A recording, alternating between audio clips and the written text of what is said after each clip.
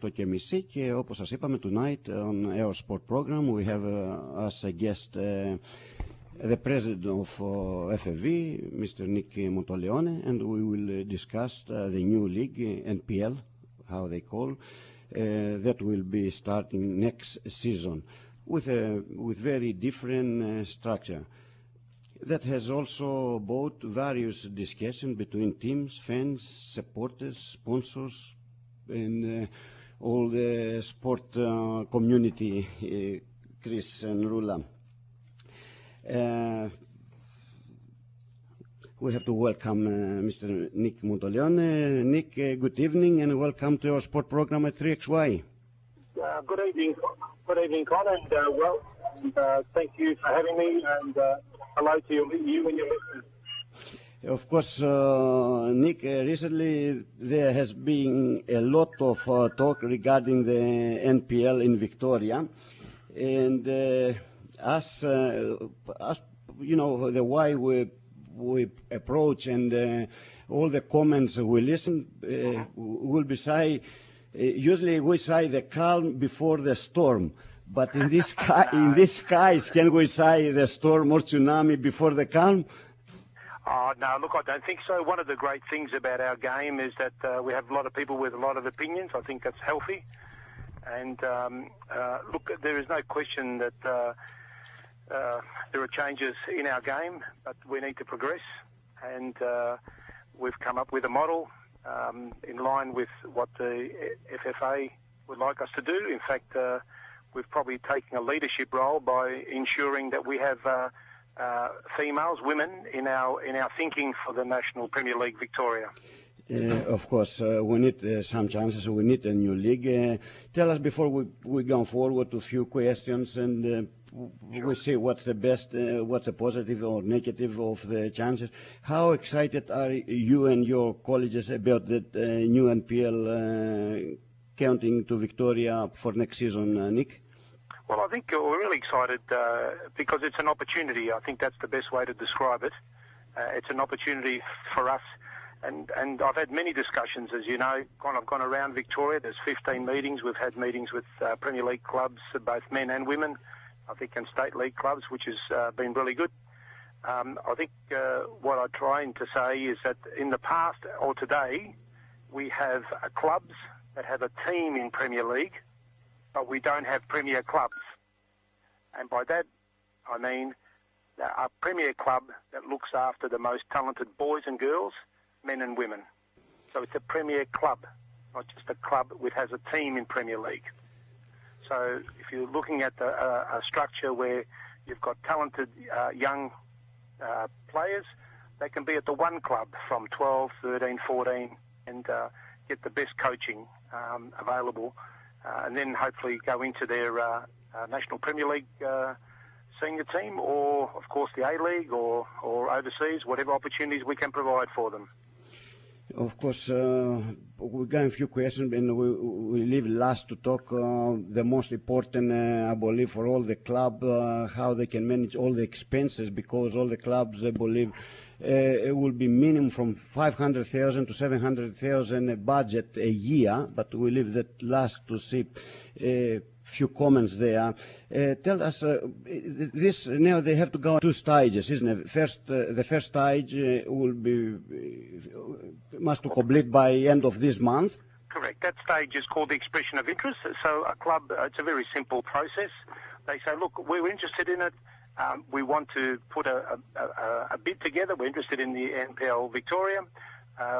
So in order to put the bid together, what is it that there's 13 criteria. Can you help us put this together? And for that, we have the staff. That's the staff at the Federation is there to help those people interested in joining the league. So that might mean that we help them with councils, or that we might help them with coaching accreditation, whatever they need to get some more information and assistance with. That's the first stage, we say. And the second one, of course, they must apply again which clubs they want to involve in next season. Correct, yes. And so then there's the application itself, which is more detailed, of course, and then there'll be looking at the application and judging those against the criteria. But in many ways, the main difference, Con, is that the emphasis on the National Premier League is on coaching and investing in better coaches, investing in more coaching, particularly for the younger players. So if you look at the idea of, 15, 16-year-olds that would be training 4 nights a week, where traditionally now they might be training only 2 nights, maybe 3. So we're trying to raise the standard and invest in coaching development, because in the end, coaching is like teaching. Of course, that's very, very important. Very important as good teachers. Very important, because up to today, or at least a few years ago, any fathers took the job of the coaches for free, just to help the clubs. And of course, that's a big step, and one of the best to prove the talents into the game. So we have to invest. I mean, the game needs to invest in coaching. Doesn't matter which National Premier League or any other divisions. As a philosophy in a game, we have to invest in the teachers. The teachers are the coaches. So we have to, I often say we have to invest in human capital, and they are very important. But of course, as you know, you need to, for a teacher to do the good job, they need a good classroom. So we need to have good grounds, good lighting, good facilities. And I think it would be fair to say, over the last few years, with the help of the state government, both the current government and the last one, a lot of money have been put into our game, about $70 million worth. As I said, I'm on my way back from Bendigo. I was at a game today where you're looking at 6 grounds, artificial competition lighting in a what is traditionally an AFL town. As to give you an example, on Wednesday we're going to Ballarat with the Minister to open the new $4 million facility at Ballarat. So we've had a lot of investment in facilities. So now we have to invest in people, and coaches are important. Of course, referees and club administrators as well. Nick, good evening. This is Chris here. I would like to ask you a question, Nick, if I may. Certainly, Chris. Nick, can I ask you something? Of course, we're talking about coaches, and we know that, of course, it's like teachers, as you mentioned, right? We have better teachers, we have better students, correct? Now, all these coaches, where they're going to get their license from? I mean, it's license B. Yeah, license B. It is very important. Have you have a new structure so you can make sure that all these coaches have the right qualification for those young players? Yeah, Chris, thank you for your question. And how much will cost for each club, or is that a help from the federation itself? Okay, well, probably I could answer the second part first. Sure. In the old days, not many years ago, in order to get your coding accreditation for C license and B licenses, you had to go to the AIS in Canberra. Yes. Now, the way we've structured it, we've got trainers in Victoria, so you haven't got the expense of travel and accommodation and all those things. We're now trying to make it easier and cheaper to do it locally. Also, the FFA have effectively made a significant reduction in coaching accreditation, so it's more accessible. This is very important. So you will find that we've got more and better qualified coaches, and this is really one reason why Victoria is 1 year later than Queensland and New South Wales in the introduction of the NPL, was to make sure that we've got better teachers or coaching or football educators. So we've got that extra year to work hard to get more of those qualified coaches. Yeah, thanks, Nick, for your answer. And Nick, you have an idea how much the coaches will be? There will be set amount by FFV to the coaches to charge to the teams, or they will be charged much they want. Well, the club has to make that decision, like clubs do now. Because the clubs determine with the coaches what they get paid, and what players get paid. That's a club decision. Because a lot of clubs, they combine properly the coaches, they have the license B, they come to the clubs and they say now we want 60, 70, and 90,000 a year. And if they need, how many coaches? Probably they need 6 or 7 coaches with a license B. Look, you'll have to excuse me, but I can't remember exactly. Well, again, it depends on, look, if you have 10 10 applications to go into the NPLV, well, then you'll need 10 clubs with those qualifications. If it's 12, it's 14, whatever the numbers are. So they will be determined. But one thing I do know is that we've got significant number of increase in the coaches who've got a B and C licence. The B and C licence are being staggered over that period, and you'll see that from the documentation put out to by the FFA, because they know that the sport has to make the investment across Australia, not just Victoria, to upgrade coaching. Thankfully, what we're now starting to see in our game is clubs are giving younger coaches, particularly coaches who've played the game, players who've played the game become coaches, the opportunity to be coaching at senior football level. There's always an argument in coaching. Should you spend your resources in the earlier years, that is the better coaches in the younger age groups? We need better coaches across the board, and I think it's generally recognised. We've had many, many great coaches over many years, but we need more of them. We need much more. No, I'm sure for that, Nick. If I can ask you another question, Nick, please. The same, I wanted to ask you, man, for the rest of the personnel, Omar, we're talking about coaches, but obviously the requirements from the Federation and from you. What about the rest of the personnel? For instance, would you require from those clubs like to have a CEO or to have the right people in the right positions? So we know how important it is and how clubs are run overseas and all that. Is that part of the help that the clubs will get, or requirements that they need a CEO or people who are really good at their, the right people in the right places, Nick? Is that what you're after as well? Well, Chris, I think we would say that in any organisation, whether it's a radio station or a football federation or a club or, it's finding the right people, getting the right people, training them, keeping them, all those things. This is a journey we're going to have to go on. Okay? Yeah, I'm sure I can understand that, but would the clubs need more? It comes back to finance again, Nick, isn't it? But obviously, if you need to have the right person in the right place, obviously you need some.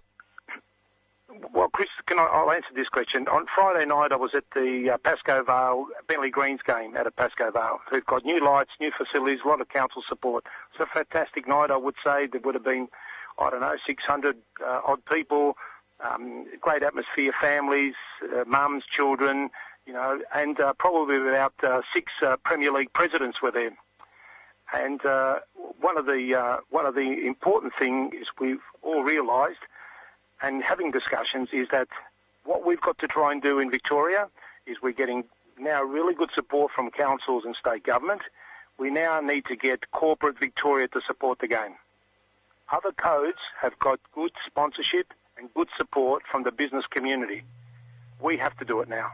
And one way to do that, of course, is to have a semi-professional competition that they see value in.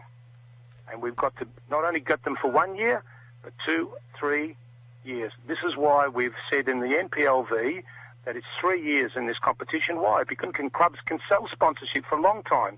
There'll be a premier club for 3 years. Not 1, 3. Makes sense, Nick. We're looking forward for that. Yes, thank you very much for your answer, Nick. Costa?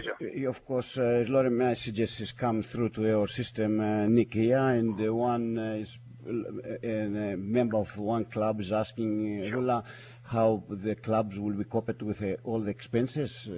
Yes, I do have a question here from one of our callers.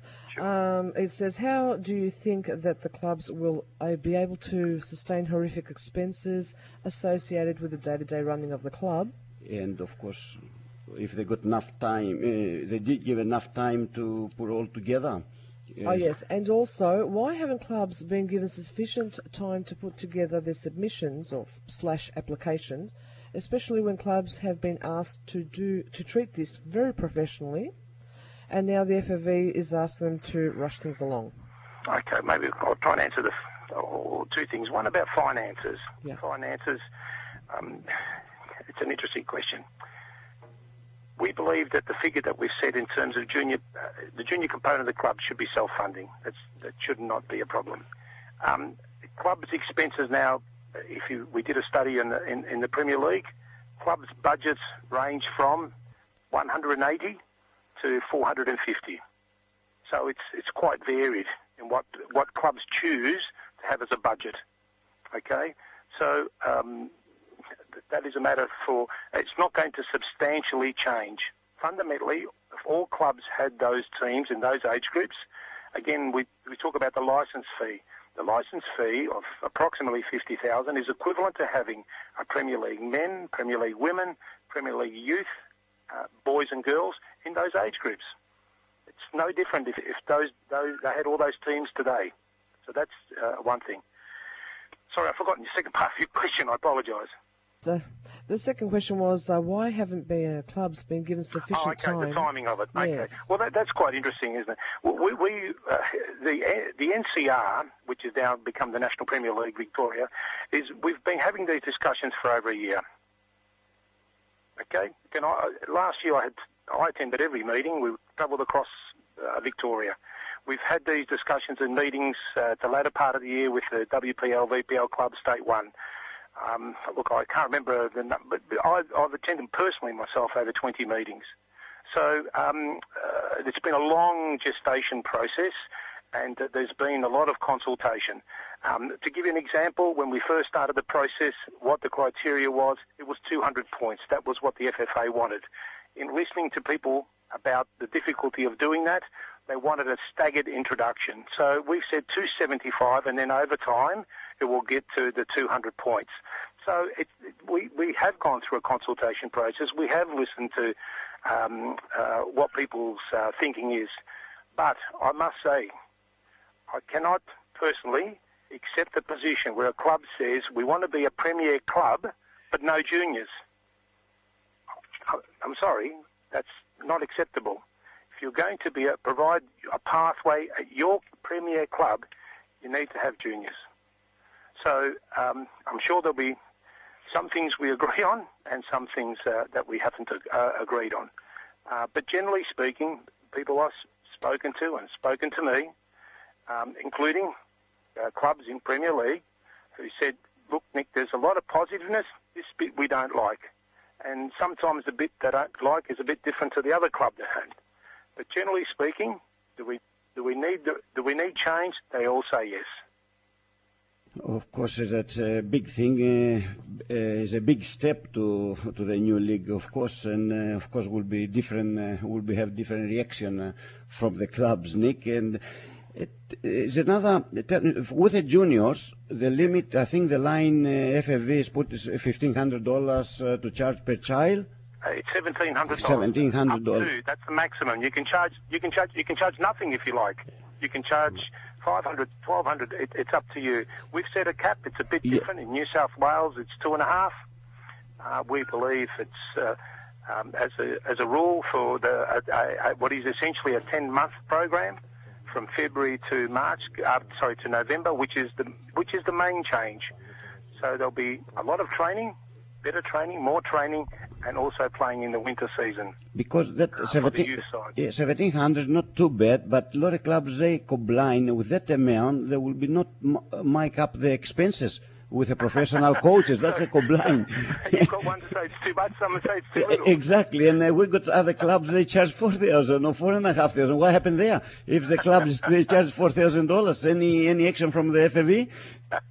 Well, my response to that is the following. Whatever the children are being charged should be for the children's programs. That's critical. You need to invest. The clubs need to invest, and I think, generally speaking, they do want to invest in the development of their players through the club. As I say, the main difference between the new system and the current one is that we're talking about premier clubs.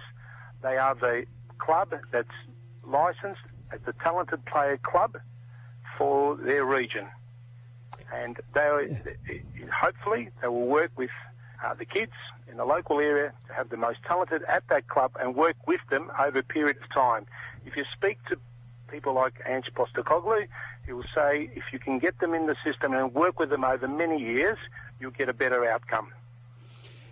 Of course, and Nick, it is possible that the new league can be called the Holden NPL. That's a bit too early to ask, but you asked a good question, Con. The FFA is working on a national sponsorship. The only thing I would like to say that if I look at Queensland, And New South Wales, who are currently running the NPL, they're called the IGA NPL Queensland and NPL New South Wales. So maybe we can do that across Australia. And of course, what happens if you don't get enough teams to start the NPL, Nick? Well, I just want to say this quite clearly. The feedback I have is that we have enough interest today to have a competition. That's a good sign. But tell me, the clubs, they don't apply for the NPL. What will happen to them? And will there be another semi-professional league apart from the NPL? The NPL is will be the semi-professional league. At the moment, the VPL and State 1 is the semi-professional leagues. In future, it will be the NPL, and the NPL, as I say, depending on the interest, and we have to wait for that to be clarified. It may in fact be 2 regions of 12 clubs or 8 clubs or 10 clubs. So it's very difficult to give you a 120% answer. But there's no question that the NPL Victoria will be the semi-professional league. Nick, if I can ask you a question, Chris again. Sure. Yeah, we welcome that. We know that that had to happen because actually the young generation of the children were never actually the center of attention. And I think it's about time, and I congratulate that, really. I follow that. It has to be not just everything for the seniors. But let's say that, Nick, a club starts with that. The requirements are there. They have the right juniors, all right. They get into the thing, and then things started changing in the next couple of years, and that shifted again. It shifted from the interest of the kids to the senior team only. How does let's say the National Premier League, or the FFA, how do you have the right to interfere and say, excuse me, what's happening with the juniors and all that? Do you understand what I'm saying, Nick? My apologies. Yeah, look, Chris, apologies for interrupting, but under the documentation that we've given out, sure, we've made it quite clear that the club will provide information to the Federation, right, and will need to substantiate that the money that's received from the juniors is spent on the juniors. On the juniors. Now, I don't know any club who disagrees with that. Fair enough. Anybody who disagrees with it. Yeah. I think it's. I don't know anybody who. As I say, the future of the game is to ensure that we get corporate support for the sport. We're getting the government support in terms of investment in facilities.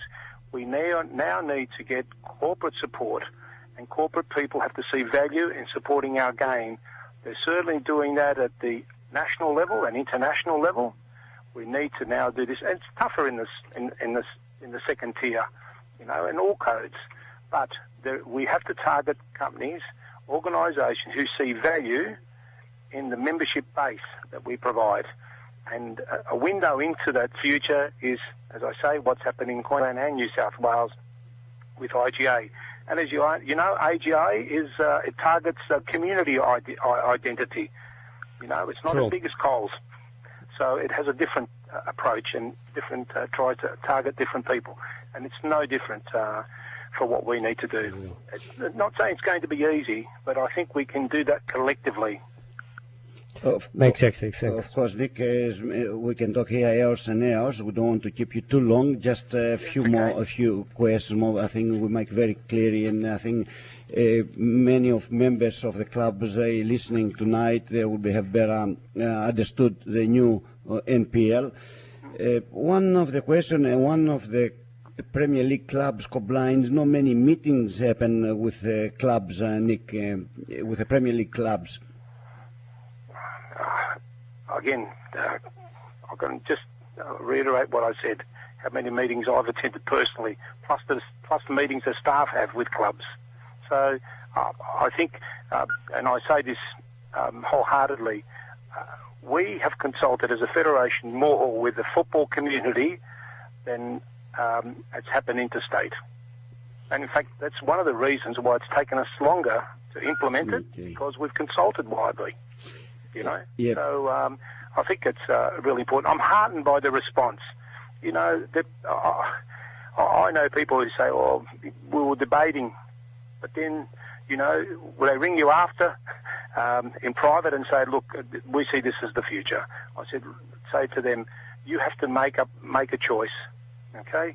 And one of the important things that has happened, and again, it's really good news, and I'd like to point it out, is that with the new leadership in the FFA, with David Gallop, we now have agreement to have an FFA Cup.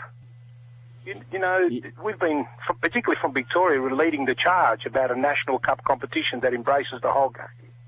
So we are trying to make progress at many levels, and it's, you know, it's a sport that needs all of us to be working in the one direction, and this is important. Nick, who or how will be monitoring all clubs are complying with the rules of the NPL model? Sorry, Con, repeat that. Who will be monitoring, you know, that all clubs are complying with the rules of the NPL model? It will be, kind of, we know different. The FFA manages the A-League clubs, and the FFA will be managing the NPL clubs. Of course. And the criteria and abiding by the rules. That'll be no different. And of course, we've got different. Why does the NPL in Victoria have a different model of other states? There is more different or is the same? Well, the main difference is this: that we believe from the beginning we should have premier clubs who look after also girls and women. Now, Football New South Wales is doing this now for their women to bring them into the NPL. Our belief is to try and do it right from the beginning. I think that's reasonable. If I say to anybody, should we be looking after the boys and girls together? I don't hear anybody saying no. The government certainly wants to see it. The government is encouraging us to do it because they want to make sure we give equal opportunity to both boys, girls, men and women. I think in Australia that's reasonable. Yep. And finally, before you give us a message about the new league and how confident are you, do councils support the NPL? Well, I'll give you an example. We have some councils who, in fact, want to sponsor the NPL club. We have a council who thinks it's so important that they have the chief executive officer on a steering committee to make it happen. So there'll be some councils who may not think it's for them, but there are 76 councils, my recollection, in Victoria. Some are more enthusiastic than others. That's fair enough. That's Rula? Actually, I know there's a club who wants to incorporate and start girls and women's teams, but I know for a fact that the club cannot accommodate them because of the facilities. Now, it's open plan showering. The girls cannot go in there and change. We have asked for assistance for council to maybe, I don't know, renovate or do something to help us, to assist us with getting girls' teams in, because they're always saying they'll support us, they're in support of it, but nothing's been done.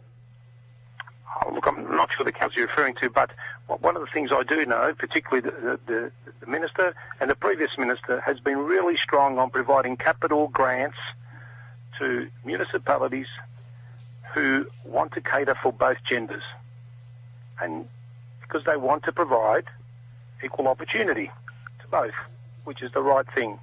So some councils are more proactive. You'll have a look at some municipalities that have got wonderful our football facilities, others probably less. Now, the council has to make a decision as to whether, how much support they want to give to our game. And we need to lobby very hard to try and get all municipalities to support our game. Some do it better than others, So, but in terms of a club wanting to get better facilities, particularly to cater for women, the opportunities to do that are very good. but it's about lobbying with the council to put the request, not number 10 on the list, number 5, number 3, and getting it to the top. I find councils that I deal with, I've spoken to, are quite supportive of encouraging female participation.